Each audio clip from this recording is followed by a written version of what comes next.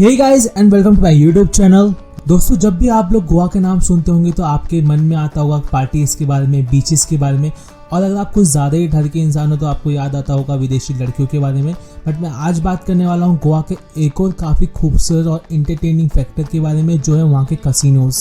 अब देखो यार, दिवाली आने वाली है, उसके बाद आएगा न्यू ईयर, और गोवा इस टाइम पे काफ़ी फुल होता है। और कसिनोज एक परफेक्ट प्लेस है एक नई चीज़ को ट्राई करने के लिए, अपने पैसों को थोड़ा सा उड़ाने के लिए, बट फिर भी एक नया एक्सपीरियंस मिलता है। मैं आप लोगों को जुआरी बनने के लिए नहीं बोल रहा हूँ, बस थोड़ा सा एक्सपीरियंस, एक नई चीज़ अपनाने के लिए।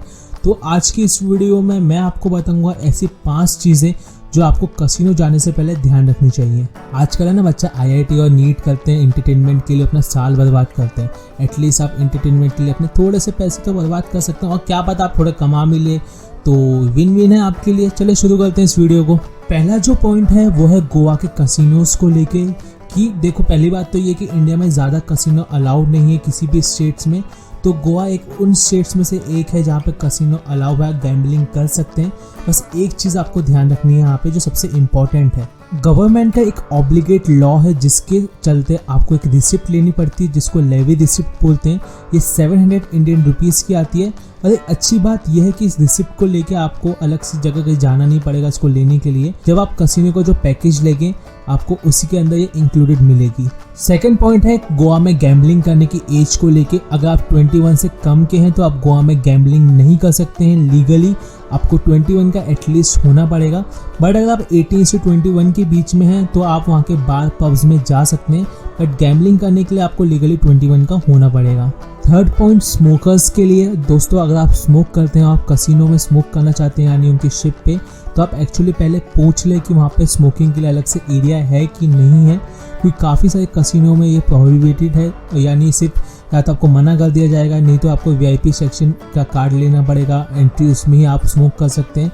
तो इस बात का आप ध्यान रखें कि आप पहले से पूछ लें कि वहाँ पर स्मोक करने की प्लेस है कि नहीं है। अब जहाँ तक बात आती है गोवा में कितने टाइप के कसिनो गेम्स हैं, तो 2 टाइप के मेनली गेम्स वहाँ पे खेले जाते हैं। एक तो है स्लॉट मशीन गेम्स और दूसरा है टेबल गेम्स। गोवा में स्लॉट मशीन्स इतनी पॉपुलर नहीं है क्योंकि उससे ज़्यादा पैसा भी नहीं मिलता है और आपको इतने पैसे देने की ज़रूरत भी नहीं पड़ती है उसमें।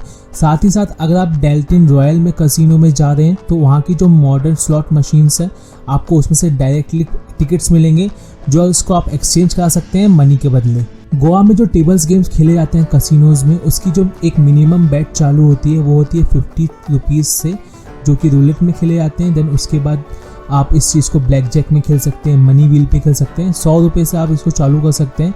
आप कसिनो वॉर खेल सकते हैं, कार्ड पोकर खेल सकते हैं, मिनी फ्लश खेल सकते हैं, थाई साई, अंदर बाहर, ये सारे अलग अलग टाइप के जो टेबल गेम्स होते हैं आप गोवा के कसिनोज में खेल सकते हैं। गोवा के कसिनोज में काफ़ी टाइप की चिप्स यूज़ की जाती है, बट जो मेनली चिप्स यूज़ की जाती हैं वो है OTP chips, cash chips and rolling chips. Cash chips काफ़ी ईजी होती हैं, आप इसको कैश दे के खरीदते हैं और जब भी आप कुछ जीतते हैं तो आपको एक चिप वापस की जाती है। आप इस चिप्स को लेके काउंटर पे जाएंगे और आपको इसके बदले जितने भी आपके पैसे बनेंगे वो आपको मिल जाएंगे। OTP चिप्स को सिर्फ आप एक बार यूज़ कर सकते हैं खेलने के लिए। और जहाँ तक बात आती है रोलिंग चिप्स की, ये एक टाइप की नॉन कैश चिप्स होती हैं और जब एक प्लेयर बैट लगाता है तो उसके बदले आपको कैश चिप दी जाती है, जिसको आप लेके बाद में पैसे इसके बदले ले सकते हैं।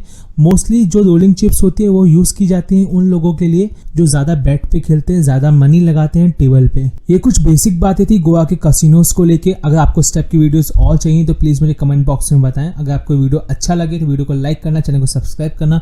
नहीं अच्छा लगे तो कोई बात नहीं, यू कैन डिसलाइक। चलिए मिलते हैं अगले वीडियो में, तब तक के लिए